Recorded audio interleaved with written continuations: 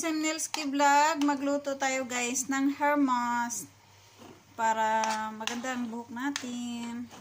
So simple lang. Ito guys, cornstarch to. 2 kutsarang cornstarch, 2 tablespoon of cornstarch, and lagyan mo ng tubig na tamang-tama lang na maluto siya, na mag-cream siya. Ganito guys.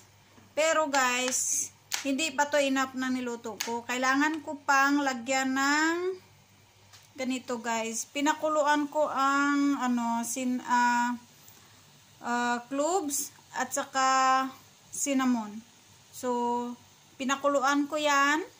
Tapos, ilagay ko dito. Lutuin ko siya ulit hanggang mag-cream siya.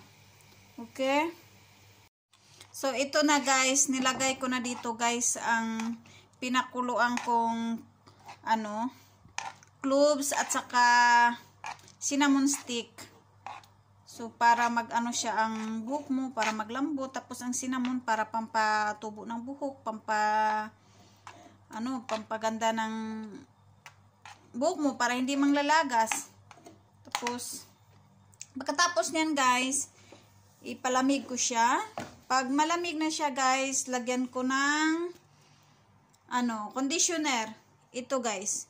Ito yung conditioner ko. Ito, nasa sayo na guys kung anong gusto mong conditioner na gamitin mo. So, ito ang nilalagay ko guys ng conditioner. 2 kutsara. So, nasa sayo na. Para maganda siya guys. Haluin mo. Tapos, lagyan ko siya guys haluan ko siya ng olive oil ng 1 kutsara or half na kutsara lang guys. Yun lang guys.